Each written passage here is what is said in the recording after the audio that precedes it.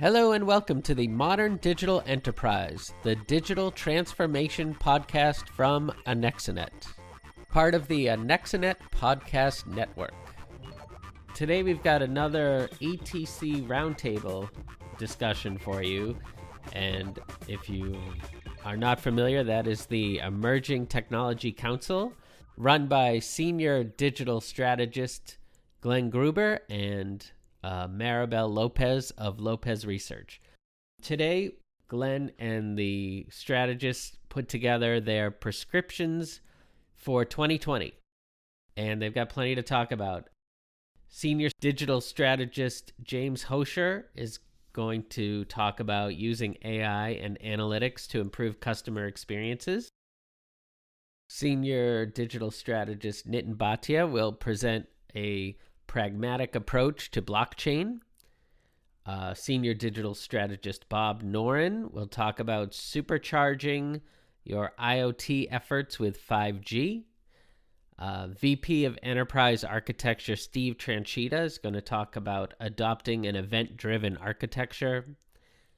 And lastly, Senior Digital Strategist Glenn Gruber will be talking about refreshing your existing mobile apps, how to use AI superpowers for good and not evil, and investing in intelligent automation. So without further ado, I will let them take it away right after this. As a leading technology consultancy and reseller, Anexinet helps clients provide a complete digital experience for customers, employees, and end users. We accomplish this through our holistic approach, which encompasses all aspects of today's digital journey, end-to-end. Anexinet partners with top technology vendors like HPE to offer products and services that enhance the digital experience across customer engagement, enterprise mobility, cloud and hybrid IT, and analytics, because great digital experiences rely on the smooth operation of all interconnected elements. From strategy through execution, we deliver custom multi-channel applications, including web, mobile, chat, and voice. With self-service apps for customer loyalty and enterprise apps that streamline internal processes, now you can reimagine legacy applications to propel your business forward. Anexinet also helps you embrace modern cloud and hybrid IT infrastructure to provide a seamless experience at every touchpoint, empowering you to recover quickly from disaster, scale to meet demand, and automate systems for perfect performance 24/7. And to maximize your competitive advantage, we ensure you always deliver the best experience possible by continuously honing your digital solutions through data-driven insights. So, how do you know if your business has what it takes to provide the complete digital experience? One that sets you apart, maintains competitive edge, and turns users into passionate fans? Simple. Just give us a call. Together, we can deepen engagement and make every digital experience remarkable. Welcome to the first roundtable of the year, and we're going to kick this one off with our prescriptions for 2020 for the coming year. This, for me, is one of the more interesting roundtables that we do because we cover so many different topics. And also, I think it's one of the more practical that we do because unlike where we talk generically about predictions that are of things that are going to happen in the future, which are often wrong to be honest. We're really focused more on the practical of what are the things that you should be doing if you're not already this coming year. So it's a little bit more focused to try and give you guys some ideas to take some action on. For anyone who's new, the ETC, one of the great things is that this is an opportunity for folks in similar roles to have a chance to share ideas and learnings with each other, and also to draw on the insights of others when you've got a problem or an issue that you're trying to tackle.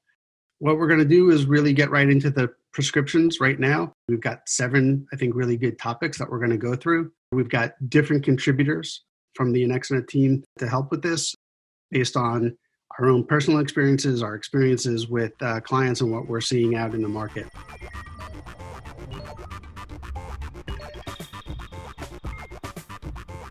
So the first one's going to be on using AI and analytics to improve your customer experience. And the person who's going to lead us off is James Hoshor. He's one of the senior digital strategists at Anexinet. James, why don't you take it away? All right, great. Thanks, Glenn. Thanks for everybody for joining us. As Glenn mentioned, this is a hot topic, which is why we wanted to include it for this year's prescription. So as strategists, we're working with a lot of different clients across multiple industries, and one of the top objectives that we're continually hearing about and we're discussing with our clients is really how do we improve our customer experiences with the different solutions that we're delivering or offering to them from a products and service standpoint. And really a critical component to improving customer experiences is being able to really understand and analyze the massive amounts of data that our organizations generate and capture in order to gain insights on our customer interactions, their behaviors, pain points, and really taking that and determining what actions should be taken to maximize our customer satisfaction. So we're going to talk about how organizations can do this. One of the things we've learned over the years is that it's simple, right? Business decisions made based on old or inaccurate data can be more costly than making decisions without any data. And this is why one of the first things we recommend towards improving customer experiences is knowing your customer. Sounds simple, but we're still seeing a lot of organizations struggling with that. And as I mentioned, to do this really well, we really need to understand our data. We need to be able to analyze it. And, especially since we're collecting it nowadays from all these different channels and touch points that we have with our customers. And so knowing our customers really requires understanding and mapping those interactions or customer journeys that they have with us in our organization. And customer journey mapping is not new, but they have become more complicated over the years due to new technologies and more channels and touch points that customers are now using to engage with us. In our digital world we live in today, customer journey maps are not as straightforward as they once were. Before there was just like point A to point B. You launch some marketing campaigns, you have some initial touch points, and you get them to point B, which is really that point of purchase. And now it's become more like this elaborate pinball game. We're bouncing from channel to channel. We're engaging with customers any time of day and night and through multiple touch points. And so making sure we have the right time or the right channel and the right time of interacting with our customers and delivering that right message has become even more critical. Which is why it's important for organizations today to really understand and develop what we call the digital customer journey map. So taking into account future technologies, the different products and services, the different channels, et cetera, is really critical.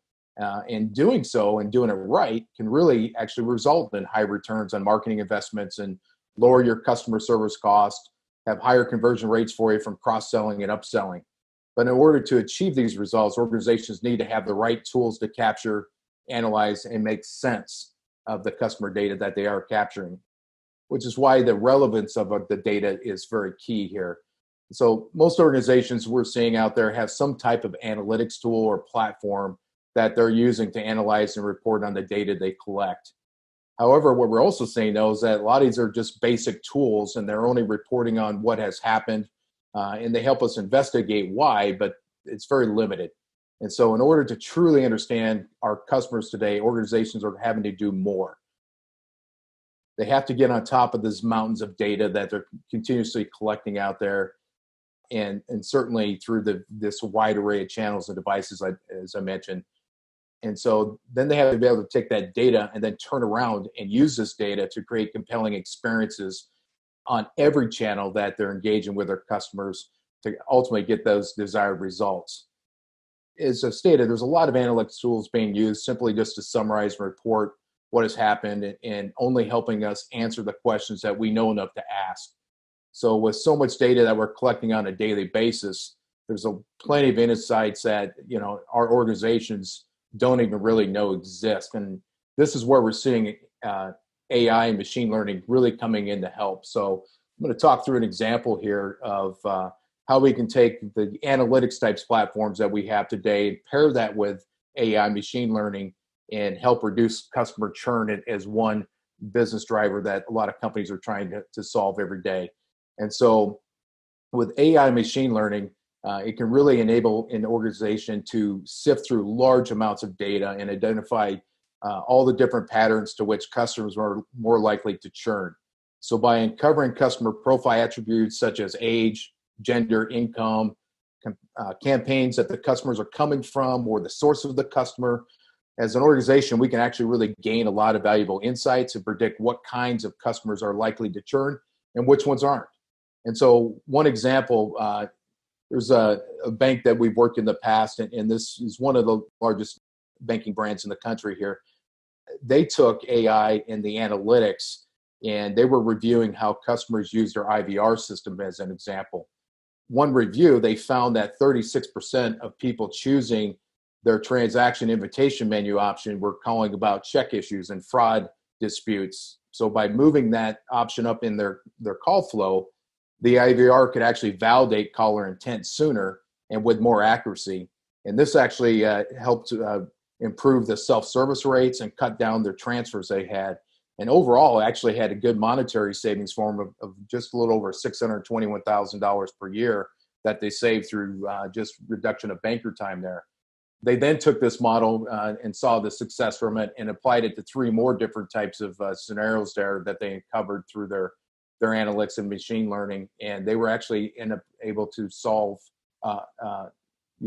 some other engagement challenges that they were having with their clients, which resulted in an additional $1.9 million in annual savings there. So this really paid off for them. And so the analytics paired with that machine learning was helping them improve their customer self-service, the delivery of the solutions the customers needed.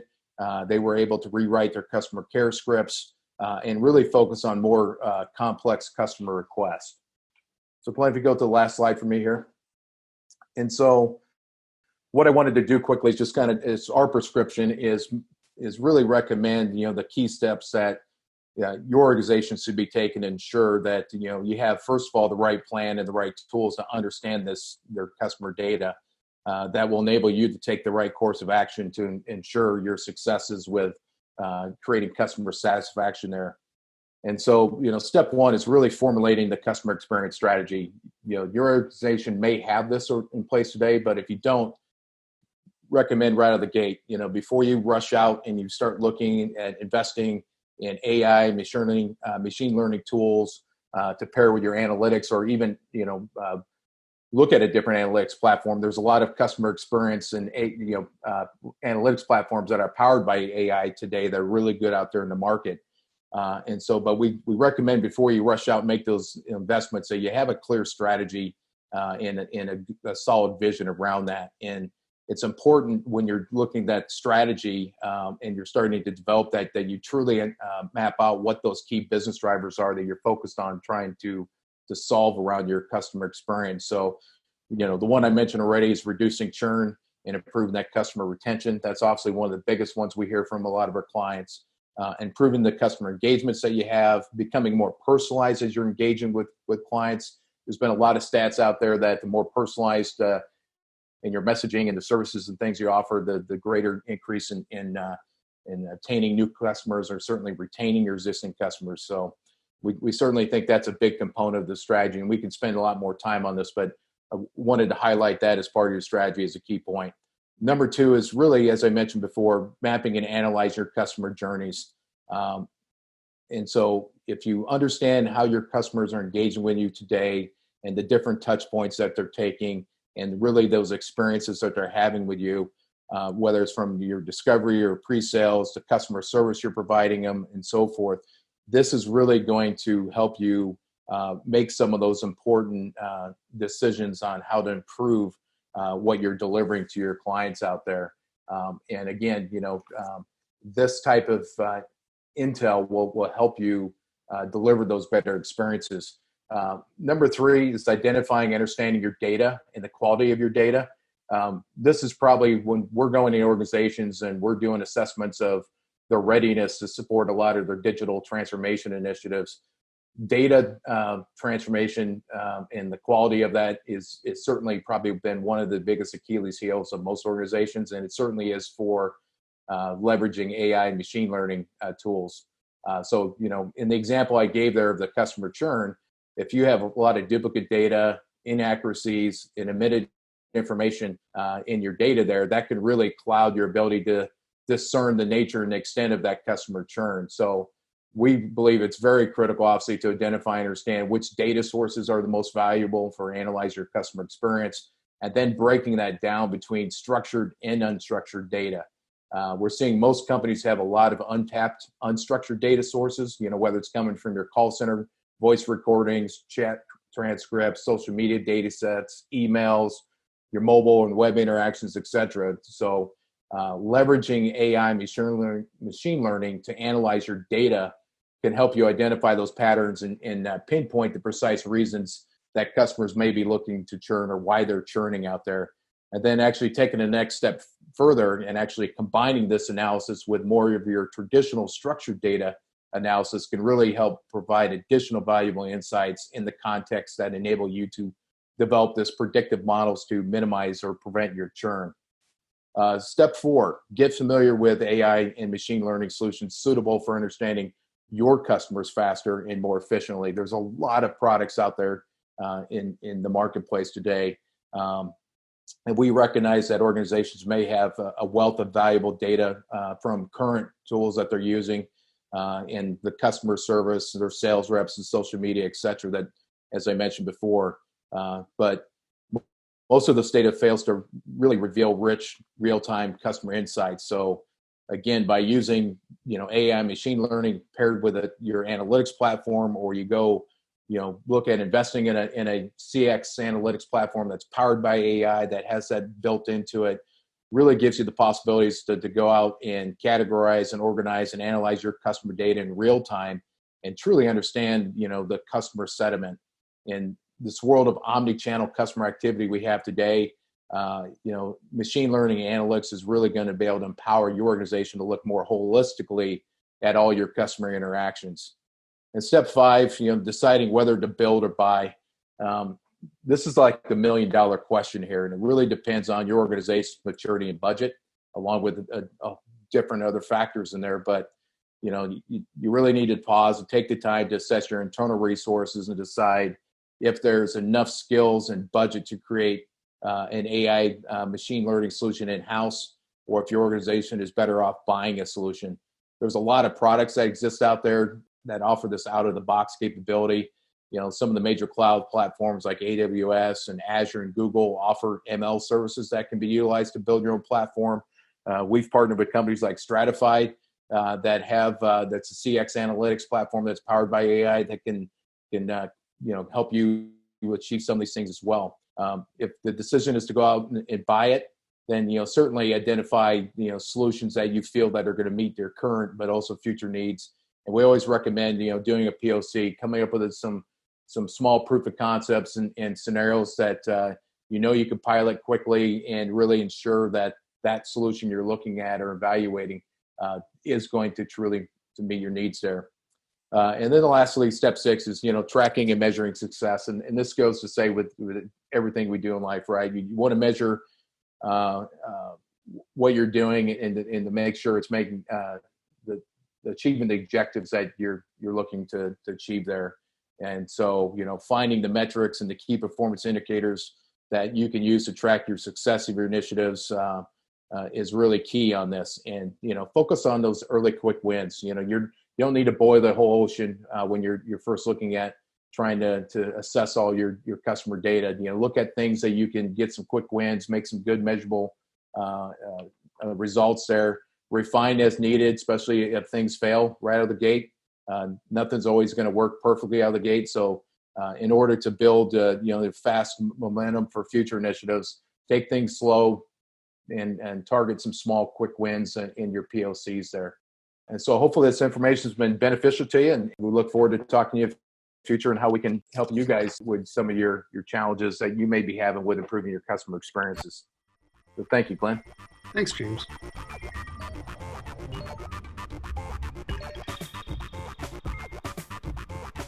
Our next guest is Nitin, another senior strategist. He actually runs our strategy team, and he's going to talk to us a little bit about blockchain and how to start to really bring that into the enterprise in the kind of very level-headed kind of way. So with that, let me switch that to you, Nitin. Thanks, Glenn. Good afternoon, everyone. I think for the last few years, there's been a lot of buzz about blockchain technology, undeniably, and 2019 was no different, especially from an enterprise perspective. So let's start with some projections from Gartner, shall we?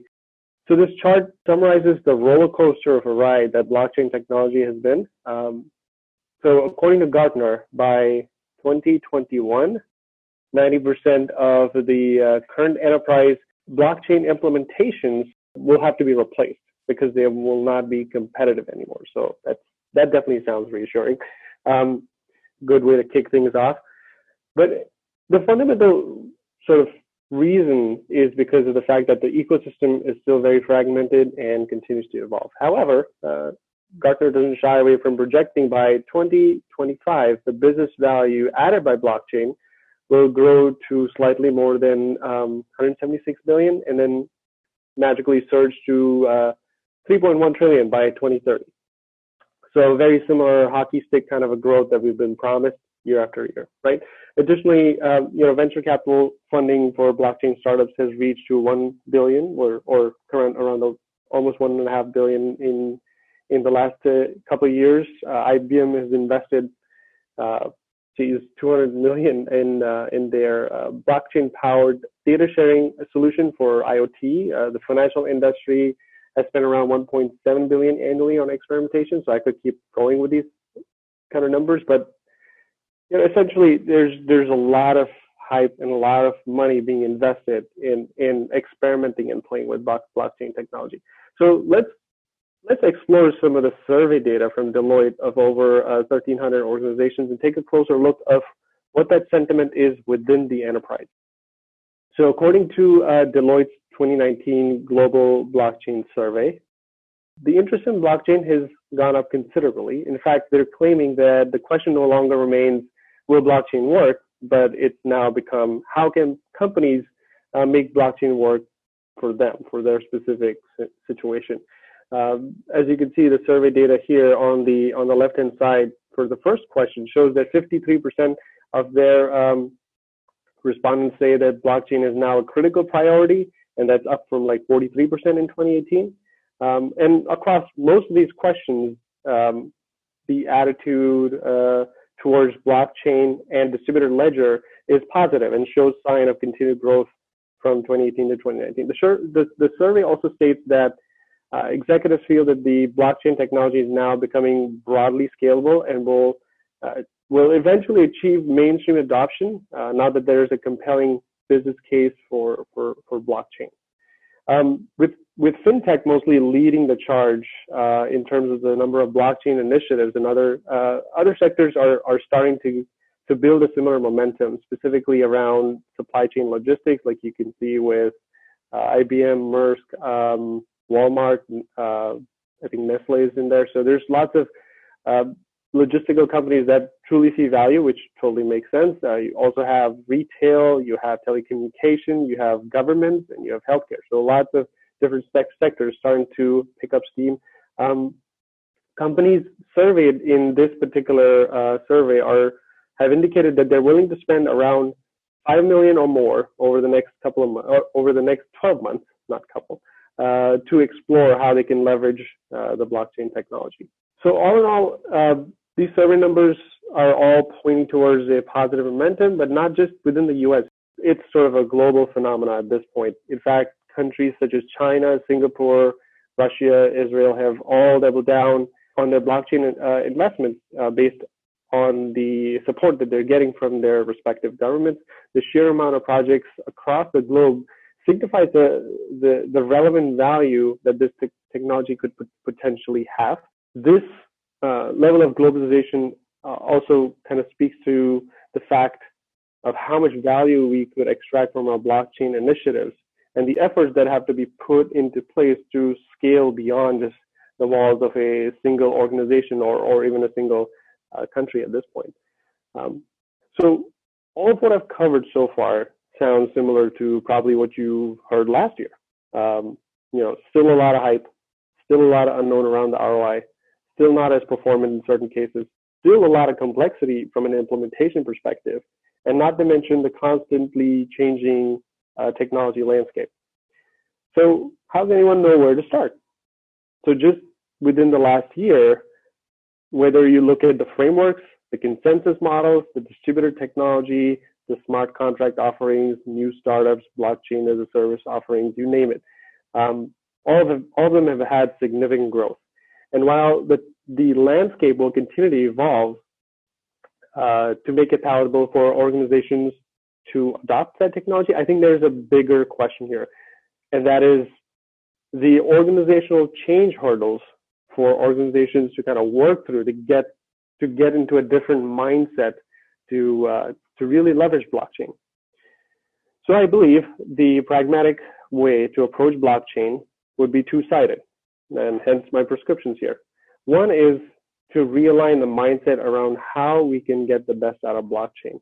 For blockchain to be successful, it requires co-opetition, not cooperation, not competition, but a blend of co-opetition, meaning multiple organizations across, be it the industry or across the value chain, are working together on standards and protocols and defining them, but still competing at the product and services level. Organizations should get into a mindset of working with other organizations, be it your partners, your competitors, your suppliers, your vendors, to come together to build the standards and agree on protocols. And we're already seeing some of this happen with the formation of industry-specific or technology-specific consortiums, such as your R3, your Global Blockchain Business Council, Enterprise Ethereum Alliance, Bank Chain, TradeLens, you name it, there's a lot of consortiums. And consortiums are immensely helpful to help accelerate the learning as well as share the risks across multiple organizations. It also helps with building confidence amongst members as well as the industry in general. Today, organizations are also kind of the mindset of sharing very limited amount of data, and that data is very much in their control. They can choose what to expose, they can choose what not to expose, and they can also choose when to take that away. With blockchain, that data is now logged into this immutable ledger for participants of that blockchain to see at any given time. I think, organizations, again, from a mindset perspective, kind of fear the loss of control over that data and need to get over the hump to facilitate efficiency and gain value sort of through the value stream.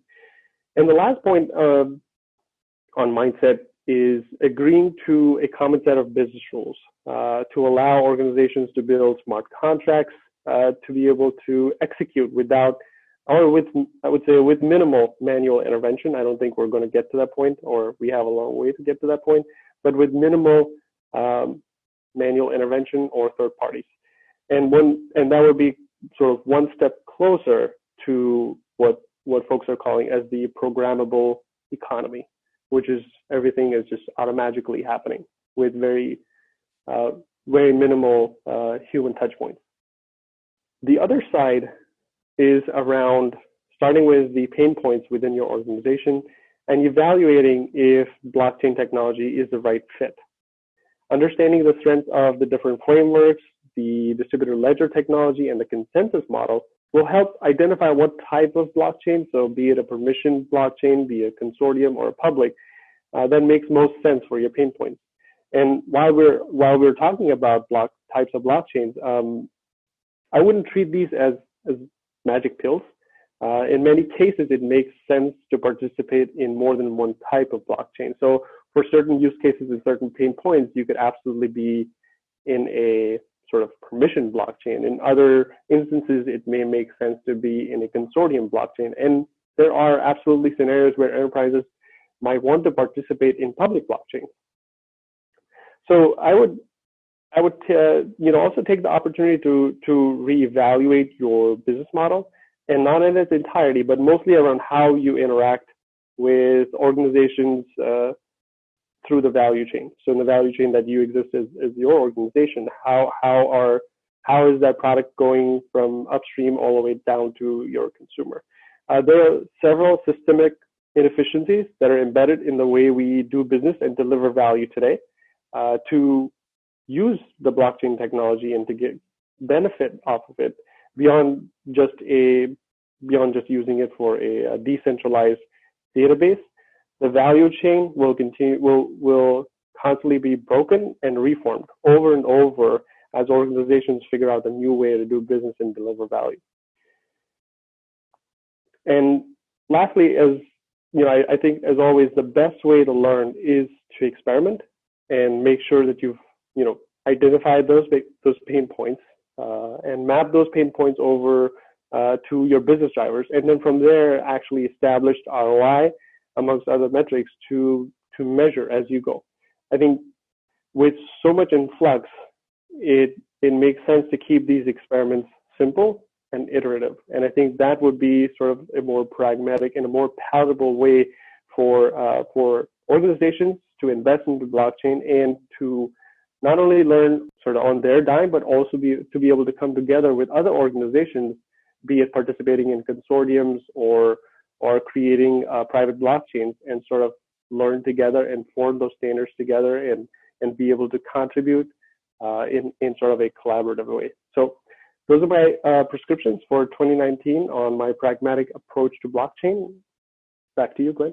All right, thanks, Nitin. Blockchain continues to be one of these areas that's of a lot of interest, a lot of complexity. Still trying to have a hard time getting my head around it, but I think that helped.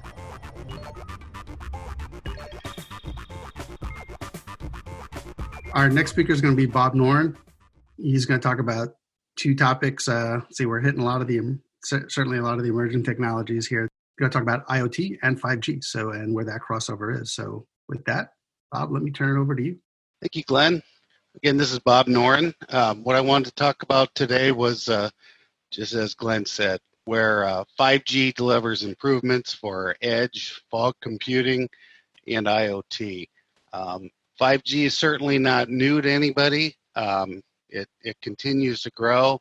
Obviously, it's more than just cell phones and texting and talk and video.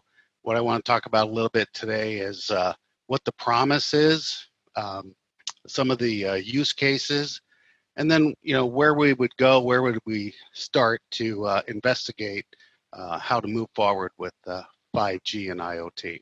So the promise of 5G is to be smarter, faster, more efficient than 4G. It's to deliver more mobile data with speeds up to 100 gigabits. I think that's a given. Where it's really important is IoT devices require faster response and near zero latency. They need that to reap the benefits and the promise of what they're out there to deliver, especially since the 4G network is congested today and there's latency built in, and exponentially the 5G and IoT devices are growing. The next item is hypercapacity. The speed required to deliver some of these 8K resolution streaming, 360-degree video can be delivered by 5G, while it also can be supporting mixed reality applications, improving games, viewing experiences, and also deliver these where they never could be delivered before. As far as near zero latency and reliability, near zero latency will better support and deliver mission critical use cases. But some of these are medical surgery via robots, emergency services, and autonomous driving. In terms of latency, self-driving car with 4G today would take about 4.6 feet to apply its brakes, where it would start applying its brakes under a 5G scenario within an inch, which obviously would help avoid collisions and accidents. Massive connectivity. Fully deployed 5G lets everything connect, from always-on measurement devices to new innovations in smart cities, smart homes, smart agriculture. Some of the estimations state that greater capacity will allow more devices on the network and lower energy requirements, and also be able to have up to 10 times the battery life. So as you can see, both of these elements are critical for the growth of IoT, especially as the number of devices grows exponentially. And then the last one is more intelligence at the edge. 5G has been developed to meet the needs of the industry and driving these use cases, and it can support the data and processes closer to the edge, where it can make split-second and millisecond insight-driven actions, decisions, and processes. So let's talk about some of the use cases. 5G is making it safer for driving and entertaining. The automotive and transportation industry is experiencing massive innovations. Vehicle connectivity, advanced driver assisted systems. In addition, the release and adoption of these autonomous vehicles will change the way that cars work, streets are designed, and people travel. These technologies obviously can work today, and they are starting to work today, but they'll be better with 5G. In the future, because passengers won't be required to be driving, they don't have to worry about the road. Instead, they can stream movies, show entertainment, or participate in video conference calls for work. Autonomous cars will navigate roads based on the information input by the riders, such as the destination. But they'll also pull information from surrounding infrastructure, surrounding cars, parking meters, traffic lights, and all other kinds of smart devices. 5G enables healthcare to save more lives. So just as 5G will change the way people travel in cars, the service will also create new ways for the healthcare industry and the way they deliver services to patients. The growing practice of telecommunication integrates wearable sensors, video conferencing, and more to connect primary care physicians, specialists, patients, all in different places. This means that patients in rural areas don't necessarily need to drive long distances to see a doctor. In addition, because 5G doesn't require a wired connection, more people will be able to access the network. High speed and low latency of 5G could also help first responders access high definition images of an emergency. So like a car crash, some kind of accident, taking imagery and making assessments of patient health before even arriving. One of the more common uses is also manufacturing. So 5G promises to bring greater safety and productivity to the manufacturing industry. The low latency, again, and the greater bandwidth will support smarter factory equipment, improving robots, augmented and virtual reality applications, artificial intelligence, machine learning, sensors for preventative maintenance, and production monitoring. Although some of these things are already in place, again, the more of them that are added to the network and the faster the response and the less latency will all be improved, certainly by 5G. So in preparing for 5G and IoT, here's some of the actionable steps or the prescription we would talk about. Simply waiting for the carriers to roll this out isn't enough. It's going to take time. They're rolling them out now across major cities. But enterprises have to take proactive measures to ensure that 5G networks come online and they're prepared to take advantage of what they have to offer. One of the first things is examine your organization's mission and goals.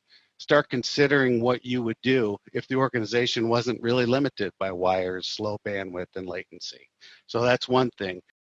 One of the things we do is the art of the possible.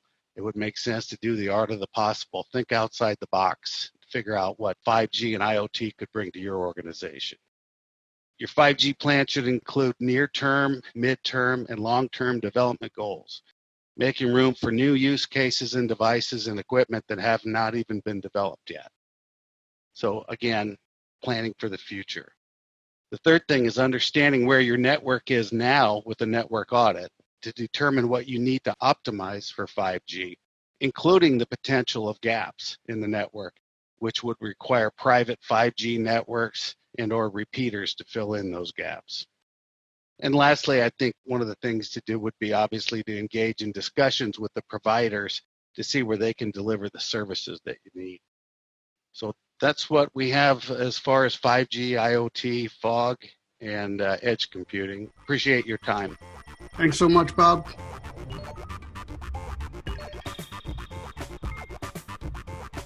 Next, we're going to bring in Steve Tranchida, who's our VP of Enterprise Architecture. And this is a very exciting area that's seeing a lot of growth, event-driven architecture, and it's definitely something that's coming on, and there's a lot of complexity to it. So with that said, Steve, on to you.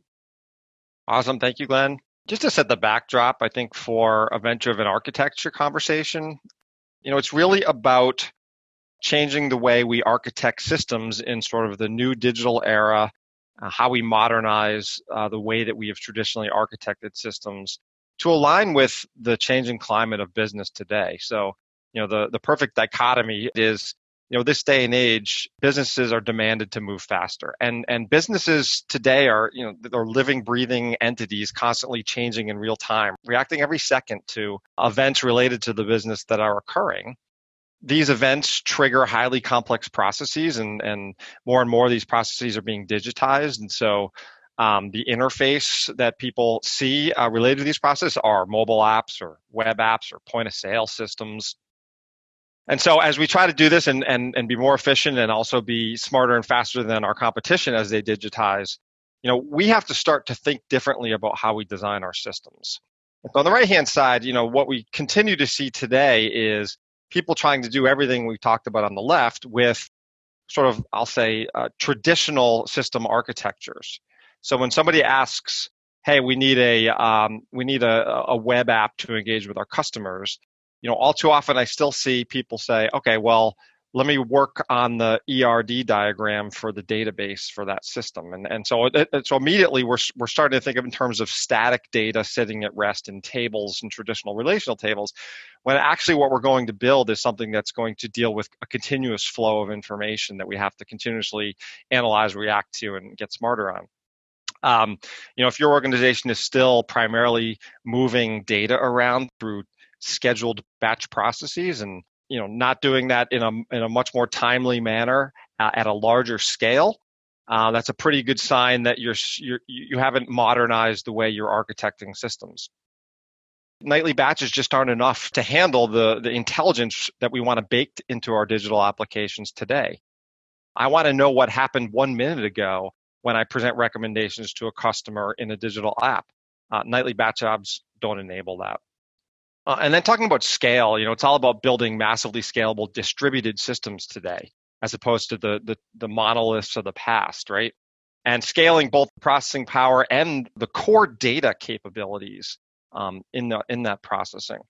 We have to start to multitask and multi-thread the processing that we do, especially for things like advanced analytics. And so getting into both synchronous and asynchronous models, as opposed to request and then sit and wait for the response models. That is the most common pattern we use today. And then, the other thing is things are changing so rapidly that building tightly coupled systems really puts a penalty on our business's ability to be agile and move fast. So getting away from point-to-point tightly coupled integrations and more turns loosely coupled, more modular integrations. All of these things will enable us to have business intelligence and reporting that is reliant on up-to-the-minute information and also can blend together current data in historical context.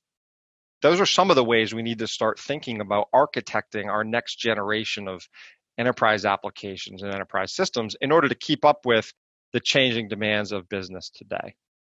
One of the emerging techniques that's gaining a lot of traction out there to do just what I talked about, thinking differently about enterprise architecture, is to think about events that occur that are at the heart of our business every day.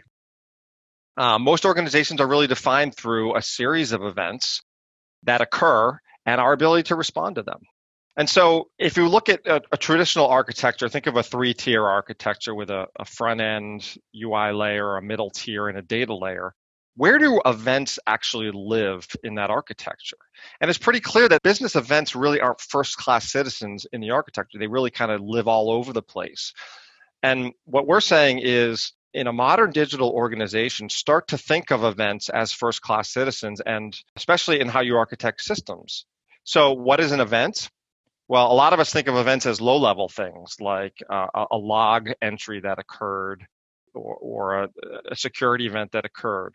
But think bigger. Think about events as business events, like a claim that was just made in an insurance company, a sale that was just made in a retailer, a security event that occurred, an amalgamation of things that led to a broader security event, an invoice that was generated. And for each of our industries, we can think of some very top-level kind of business-level events that occur. And we should be thinking about building our systems kind of around the flow of those events, second by second, minute by minute, hour by hour as they happen, which is a little bit of a different way to pivot our thinking. And I want to give you a couple ways we can start to do that from an architectural standpoint. Here's a kind of a simple picture of an event-driven architecture and what it could look like. The center of really an event-driven architecture is a processing engine for events that are occurring in the organization. We call that sometimes the central nervous system of a digital organization. And that's the event hub that you see in here. Now, in reality, what's in that box is a massively distributed set of nodes and clusters and things that are able to process events in the millions and multi-millions at millisecond time. And a big change here is that technology has evolved to allow us to do that and build that. It's readily available. And when we do that, when we look at technologies like AWS Kinesis, like Apache or Confluent Kafka, like the Azure streaming analytics and streaming platforms, we have the ability to build these event hubs today that can be fault tolerant, massive scale, and enable real-time data movement in our organization. Imagine an event happens such as a customer experience has just taken place. Let's say a new customer has just signed up for a service. Well, whatever entry point that customer may have used to sign up for your service, that entry point will be a publisher of a new customer event. And they will publish that event to the Event Hub along with what can be a complex data structure that encapsulates all the data that occurred with that event. So that's what an event is it's a message that gets published, and all the surrounding data around that event gets published with it. Those events are well structured. They can be highly complex. So this isn't just a name value pair. This can be complex objects. They get published to the Event Hub. And then as the producer of the event to the Event Hub, I don't need to know every single endpoint in my organization, every single person, every single system that may want to react to that event, because I don't want that tight coupling. So what I do is I publish that, and then folks that are interested in certain business events will then subscribe or listen to those events and then consume them and react to them as they occur. This starts to become a really powerful model of real-time processing in a digital organization. The other thing that can occur inside that hub or surrounding that hub is very rapid real-time transformations of data that are published with the event. So that an event occurred, it has a package of data with it. I can then write a data streaming application that processes that data and transforms it or augments the data, pulls data from a couple other systems and adds it on to the event data to make it more consumable or relevant to consumers of the data, and then republish that augmented event data back to the hub for subscribers. So this becomes a really powerful metaphor for a living, breathing, always active enterprise, as opposed to the classic comparative example is nightly batch jobs, right? There's a very big difference. So that's kind of the genesis around event-driven architecture. All of you, I'm sure, can think of a lot of really good use cases within your particular industries for event streaming and event-driven architectures. Here's a few of them just to kind of whet the appetite. Some of them are industry specific, and many of them are really horizontal things. How many companies out there are interested in maintaining in real time a complete 360-degree view of their customer? So if a CRM record changes, or a customer interaction occurred, or a customer made a different investment, and so their risk profile has changed in a financial service situation, we can maintain a real-time 360-degree view of that customer. So it's a really common use case for event streaming, given that customer data tends to live in a lot of different systems and have a lot of different interface points in an organization. So event-driven architecture can enable that. Real-time inventory management, as inventory is changing and being updated and being drawn down from, we can actually manage that. We can have predictive analytics about when I need to replenish it, when I need to put something on sale. Event-driven architecture is a great way to handle that. Certainly fraud detection, given the number of parameters that occur. You can have a transaction that occurs. You can augment that transaction data with historical context of how I usually spend money, where I usually spend money. And I'm talking about sub-second real-time type of analysis here. And so financial industries, banks are using event-driven architecture and event streaming to do a lot of real-time fraud detection. Another thing that events streaming is great for is just moving data and doing it at scale, massive quantities rapidly. So, for example, if I'm transitioning off a mainframe, or if I just want to reduce MIPS on a mainframe, then when an event occurs on the mainframe, instead of doing all the processing there as well, I can trigger an event and offload the processing, and then maybe put the result back. A bridge to the cloud. So oftentimes moving from on-prem to the cloud is a very big endeavor, and it's a gradual endeavor. And so there typically is a period of time when I have systems on-prem and systems in the cloud, and I need to keep them in sync. And I need to keep them in sync in as real time as possible. Event streaming, event-driven architecture can be a great way to enable that. So I think you get the idea. One more I'll call out here is architecturally, there's a big movement today towards microservices.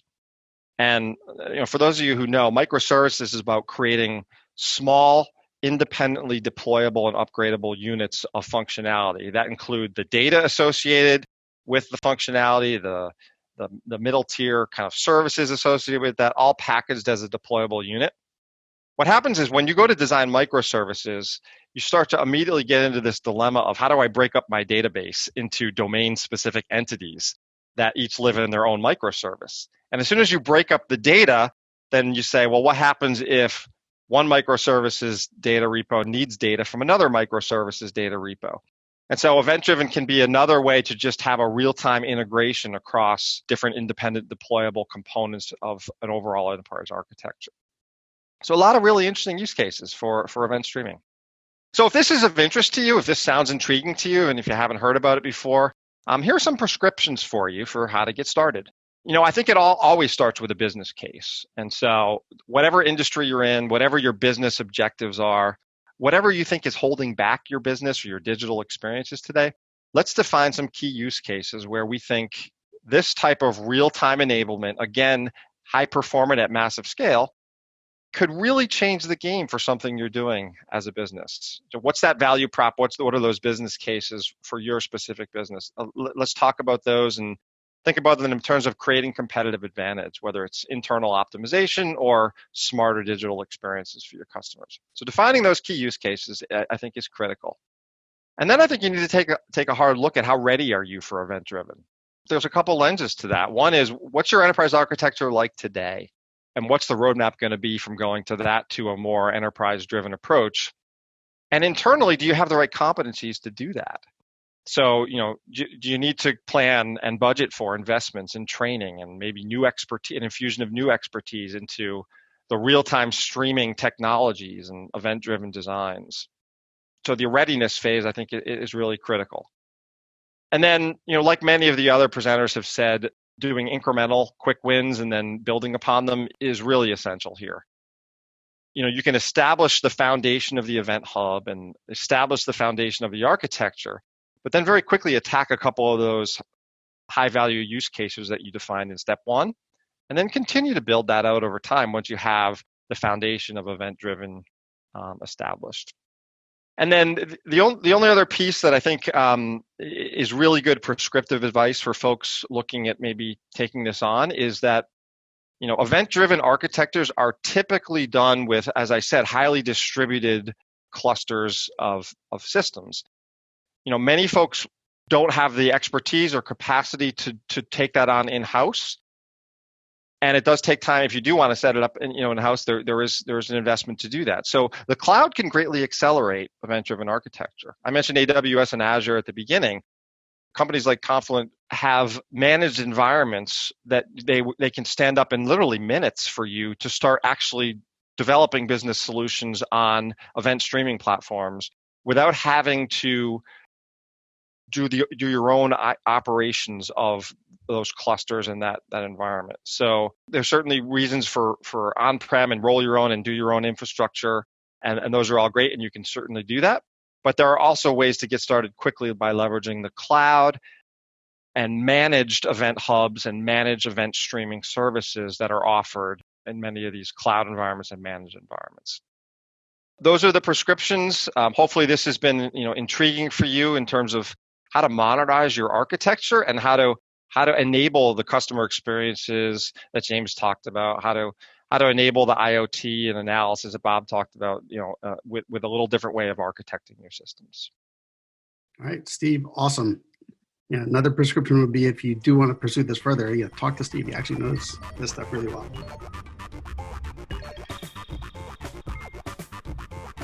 I'm going to present a couple of prescriptions as well. So the first one is to focus on refreshing your mobile app portfolio. We see this time and again, like there's a number of companies who have built and deployed dozens of apps to your workforce, to your customers, and you're getting some really good value out of that. But we definitely see that one of the challenges with this is that they're taken on as projects, right? So and you may have started at the beginning by trying to come up with a whole bunch of different ideas that you can take forward, and you chose a few, and you kind of built those. But because they're often tied to some other larger project, they're kind of built once and then they're kind of left on the side. So maybe you're still doing a few things with regards to bug fixes and maybe some updates for APIs that you found out have been deprecated by Apple or Google along the way. But not a whole lot of extra work that's been done. So definitely one of the first things that we say that you should do is take a look at the list of apps that you already have, and then start to really take a fresh look at, all right, what's my adoption looking at for these? What's the usage? To that point of some apps don't get all the care and feeding that they might require. Look at the last major release date. Like, how long is it since you really spent a lot of time here? I mean, I have to tell you that, I've recently worked on a couple of clients where, some of the UX design is from really like iOS 5 and 6. And here we are, 8 versions later. And there's a little surprise of why isn't the uptake, why aren't people using this as much as they should? It has all these great features. So, that's, one piece of it. And then the other is that a lot of times, there are mechanisms to try and bring ideas into the pipeline of what else should we be doing. Hopefully you have a good governance to ingest those and to prioritize them going forward. But a lot of times it's still worthwhile, if you haven't done this in a number of years, is to set up an opportunity to really canvas the entire organization again. Business processes change, products and services change, the platforms that we work on change. So take this higher level opportunity to do a little bit of ideation, and speak to all different layers and segments across the business to try and come up with a new list, rather than just what happens to come in through the transom. Like, put some effort into this. And then once you have that, go through a process to kind of score each of these ideas as to which ones provide the most value, which ones are really tied to some other initiatives that maybe someone else is thinking of that are kind of higher level, and then reprioritize those and put some fresh eyes on it. So that's really just at like the overall portfolio level. So then the next piece is, all right, so I've identified that maybe there are apps I really haven't touched in a while and probably too long ago. So refresh those neglected apps. It could be a good 4 or 5 years till someone really re-looks at something, and because maybe we upgraded to a different version of an ERP, and now it's time to upgrade yet again, and that's the time when someone's going to take a look at it. But outside of those larger project processes, take some time to re-look at these apps if you've seen that there's been 2 or more years since you've spent time updating those apps. And again, maybe you've done some bug fixing, maybe you've pulled forward a couple of additional features that were on the original backlog that didn't make it to that first release. And if so, kind of good for you. I hope you're continuing to do that. But I think that there's more that can be done. For each of these, the same way that maybe you kicked off that project to try and understand what is it that we want to do, what do we want these applications to provide to the different users, run this again, like that same kind of process. Take a step back. Let's look at the user behavior. Like, when we launch products, and I consider mobile apps that we're building to support our business processes to be products, how are the users using them? Are they using them the way that we anticipated when we built them in the first place? What has changed? Talk to some of those users again and try and understand how well is this working for you? What are the things that are missing? Also, take an opportunity to think about re-engineering the entire business process that you built this application around. We've got all these cool new things that we're starting to incorporate into our businesses, like IoT and machine learning and microservices, bots, the event-driven architectures. What does that allow us to do now? Like, we built these apps several years ago based on the constraints of several years ago. So there's a lot more that maybe we can do today. So take a fresh look at, if we were to continue moving forward with this app, what might we do very differently that could improve the user experience, improve the value that it's providing to the users, the accuracy and the timeliness of the information, how productive they can be, and get started. If you need to prototype something or build a proof of concept around, how do we now integrate bots or voice, we haven't done that before, or machine learning, if that's new to the organization, run those prototypes and then actually go build it. But I've seen many times where these apps just sit out there, and it's really a disservice to the users and to the effort that you made the first time in building these applications if you don't really continue to relook at what's possible. So there's the first prescription for me. Take a look at these older apps, take a look at your portfolio, treat it like a portfolio, and make some progress and delight your customers and the employees that are using it.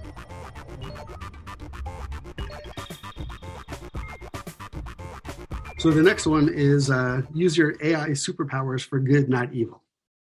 There is a moral side to this conversation, but it's not always just morals, and we'll get to that, like a moral conversation to have here. What I'm saying here is try and take the opportunity when you're building machine learning algorithms and making that part of your business to take the time and care to try and remove any bias that might either be in the thoughts around the design of the thing that we're trying to apply machine learning to, or if we have existing machine learning algorithms and projects that we've created, take another look to make sure that we're not implementing bias and into that process. So, like, we know that bias is real, and there are all these things on the right here that are different features that are related to bias, race and gender and religion. Like, these are the ones that we think of. This is where the moral side of this can come from. And this bias is built up over time by the people who work for the company today, who have worked for the company for the last 50 years. So we all have our own mental models based on personal experience of how we do certain things. It's like, after a while, that, hey, if someone lives in this town or in this zip code, that the chance that car insurance rates may end up being very high just because we see that there's a lot of accidents that happen here, or a lot of the people that have been our customers for a while are. But as neighborhoods change, so might the statistics. But if you start with this inherent bias that no matter who comes from that zip code or any of the other attributes about that person, they're still going to get a higher rate than if they were 2 towns over. So spend some time there. There's actually also a lot of regulatory concern and trying to get transparency over how those models are built, so that we can just in general, we're trying to pull that out. But it's something that we need to think about. Again, because all these models are programmed by people, we might use machine learning where we think we're making faster decisions and better decisions, but what we might be doing is making these biased decisions faster. And because now they're applied without individuals being able to intervene and saying, that decision doesn't make sense to me, it just gets institutionalized, and you sort of start to lose control that having people involved directly in a process can come in and intervene with. So let me just talk about an example that's maybe not morally an issue, but still has to do with bias based on something like gender. So here's an example of a model that was supposed to predict tumors and try and catch cancer early on. And so someone came up with the initial version of the model. And if you look at recall rate, which is how many of the positives did we actually capture, and then precision rate of how accurate were the predictions in total, this doesn't look too bad as a first pass. So we got a recall rate of 80%, precision rate of about 75%. So we really seem to be on the right track when we look at the 1,000 people that we had in this universe, at first, which were evenly split between male and female. However, when we start to dig into the metrics based on gender, we find that for women, this performs really well. We've got a recall and precision rate of over 90%. That's great. That means that this is working really well for diagnosing these tumors in female patients. Now, you start to look at this from what's the numbers if you just look at the male population, and all of a sudden, this doesn't seem to be so good anymore. We're only capturing half of the actual patients who had the tumor, and then from a precision perspective, we've incorrectly predicted a third of the cases of the ones that we thought were positive cases. So for men, this algorithm that we have is not working. So somewhere in the algorithm, there is a bias from a gender perspective. Not a good, bad, but just how well is it performing? So this is another reason why you need to really think about it. So the prescription here, because a lot of people are starting to invest in machine learning, as you're doing this, spend some real time to try and remove bias from the machine learning algorithms that you're creating and these initiatives. Look at your training sets. Is there skew in the data? Do you have enough representation of different outcomes and different types of attributes? Maybe you might find running some experiments that there are features that are missing entirely from the algorithm in trying to come up with the right outcomes. And then it could also be that the weighting or feature significance is probably the technical term, but the relative weighting that you're putting on certain features is at the wrong proportion, and therefore that's giving you not the optimal answer. So definitely take some time. There are some tools to consider around helping you with this. FairML is one. Google What If. IBM has their bias assessment toolkit. There's a lot of places to look at this, but because of the amount of effort that's being put into machine learning and the potential value that we can derive from it from an organizational perspective, we should also be spending the right amount of time and care to make sure that the results are being applied equally to everyone who we're putting this machine learning against.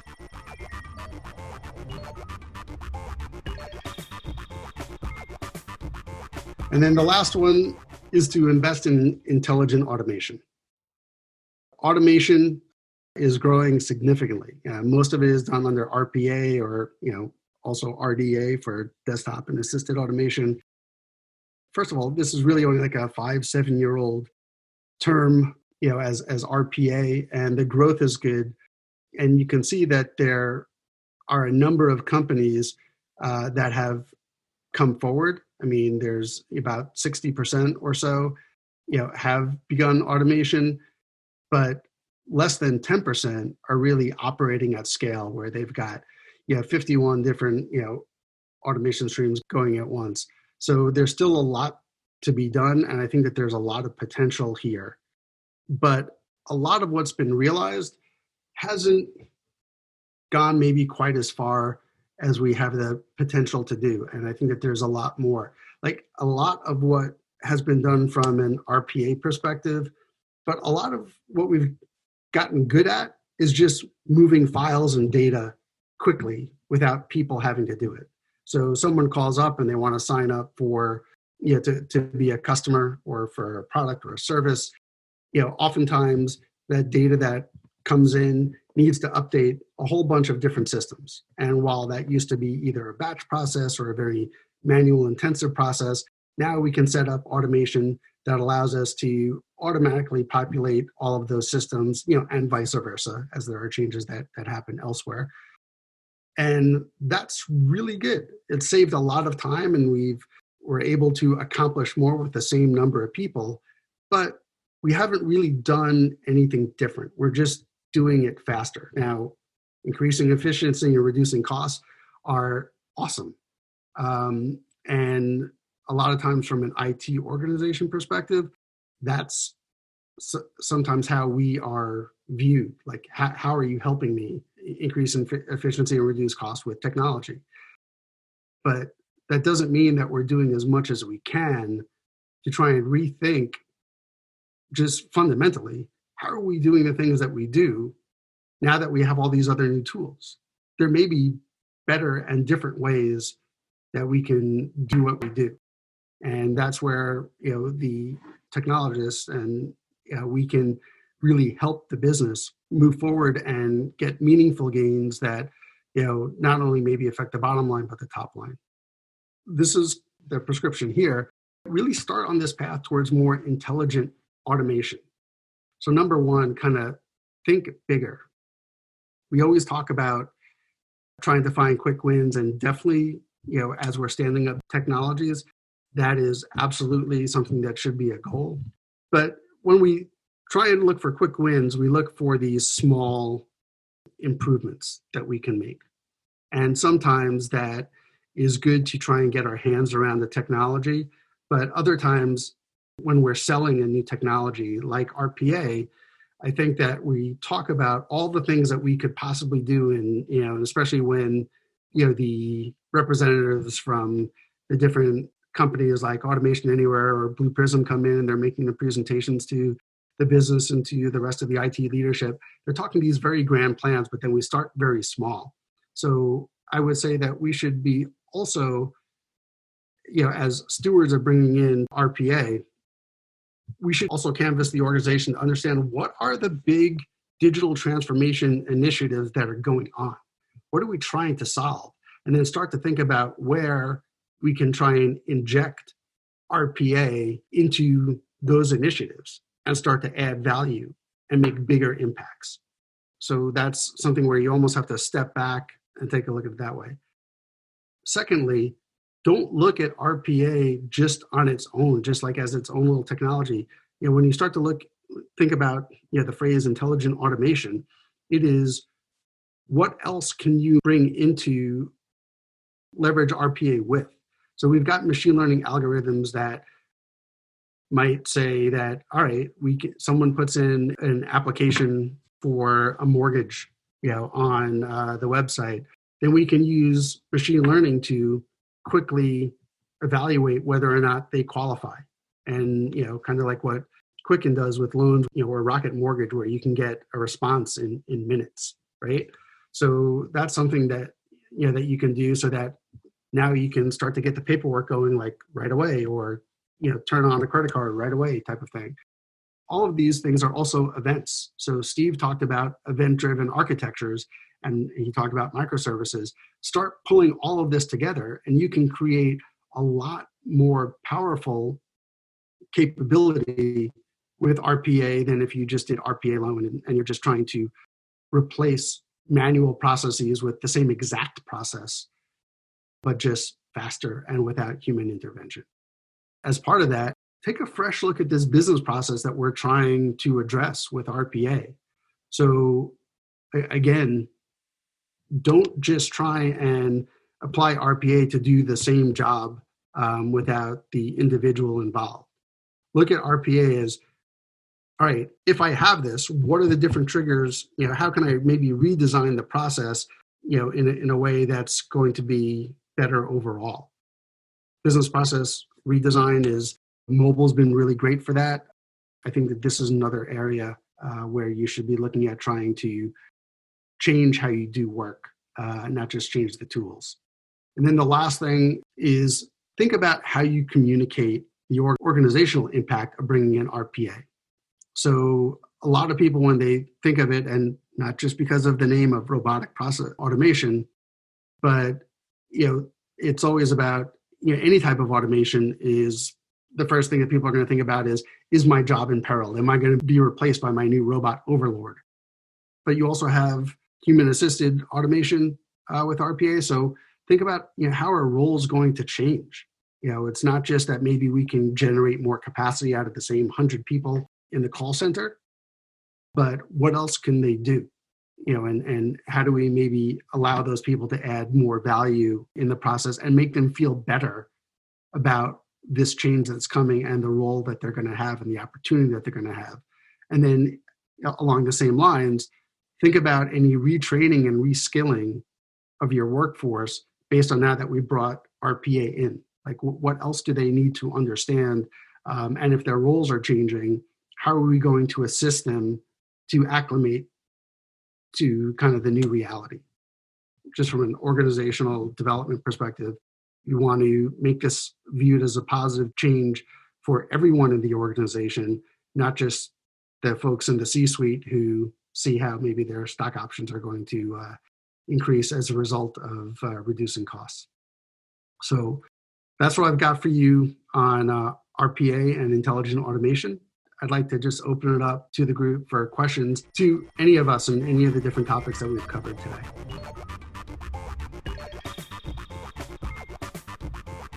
Okay, yeah, so there's a question from John and Bob. Maybe you might want to jump in on this one. Regarding 5G, if and when do you believe it will replace home Wi-Fi, or will it just be for IoT? Well, it really depends on the application, right? So in some areas where they're rural or they just don't have the resource, I think it will be the thing, right? It's not just for IoT and fog computing, although because of the congestion out there, it's going to assist with those. But really depends on where you are and what's available and what the app is, right? Yeah. And also, John, I'll try and see if I can find the article, but I did read something recently where it is being looked at as, because of the amount of bandwidth and because of the speed, as a way to replace Wi-Fi. And I think not just maybe in the home, but I think that there's the potential, like for private 5G networks, which you can add on and create because the base stations don't need to be quite as large as the giant towers that we're used to. That's being looked at. I think it also depends on the device, because there's an awful lot of devices out there that don't support the newer technology, and there's always that danger of moving forward and what you leave behind. Very true. This is Roman. I was just going to throw out something that I've talked to a couple of companies about. In the past, we used to use, for small business locations, we used to use either T1s or maybe broadband cable or whatever for interconnectivity. And then there was always a question of what do you use for backup when that fails. So a lot of companies are waiting for the 5G to put in either 5G as a backup or a complete replacement for T1 or cable to small locations, to small business locations. Allstate, for example, has 13,000 agency locations. McDonald's is thinking about it, a number of other companies. I think it's a great idea for a backup, assuming that it's available in your area, right? Right. Well, that's starting it as a backup and then looking at it eventually as a total replacement for maybe using cable as the backup. Might end up being a lot cheaper too. Anyone else? I thought I heard someone start. Hi, Glenn. This is Riaz. You talked about fundamentally rethinking what we're doing with RPA tools. And I know you gave that mortgage decisioning example. Can you think of any other scenarios or examples that you've seen of what people are doing with RPA beyond just the traditional efficiency gains? Part of the challenge is that there's not that many people doing things dramatically different. I saw a stat that said that 90% of RPA is really sort of, more the robotic desktop. It's being used primarily in call centers still, kind of not on its own for the back office stuff. And it's just perpetuating, the same processes. So, and the fact that there's conflation between, like RDA has now been subsumed under the larger RPA umbrella is, I think, some of the challenge. And a lot of where I've seen it used has been more on that call center side of things, because that's sort of where it started, right? With like the outsourcing companies saying that, when they're getting pressured to reduce their costs for doing the same back office processes, fine, I'll start to use RPA and we'll do all this value add stuff and we'll be able to reduce our costs. And that's where it started. And I think that that's largely where it still is. Yeah, no, makes sense. We're utilizing it certainly for a lot of back office. I thought you offered an interesting perspective on looking at some experiences as well. So I was just curious, but thank you. Last call. Okay, is John just asking a follow-on question on 5G of rolling out in urban areas versus rural? Like, where is that going to happen first? They're all doing experiments in certain places. I can tell you in Illinois and Wisconsin, Madison, Wisconsin is a test bed for 5G. And Illinois is looking really, really hard to do central and southern Illinois as a state initiative. The problem is no vendor has come forward to help them with that part in Illinois. That definitely makes sense and is not surprising. I mean, I definitely see Madison because of the school, like, and, how do things work at the stadium when there's 75, 80,000 people there.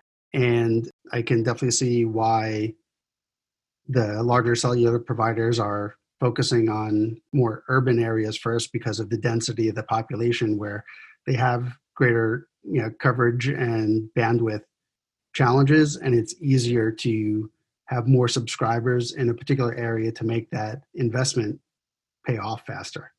Okay, guys, I appreciate everyone's time, and we will see you guys next time. I also want to say a thank you to Steve and Bob and James and Nitin for their participation today and their point of view.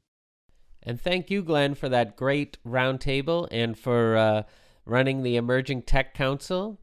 And for anybody that's interested in joining the Emerging Technology Council, just go to emergingtechcouncil.com for more information.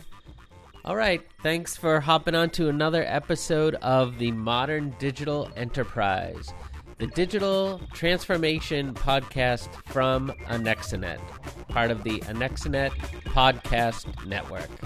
Bye-bye, everybody. Take care. We'll see y'all.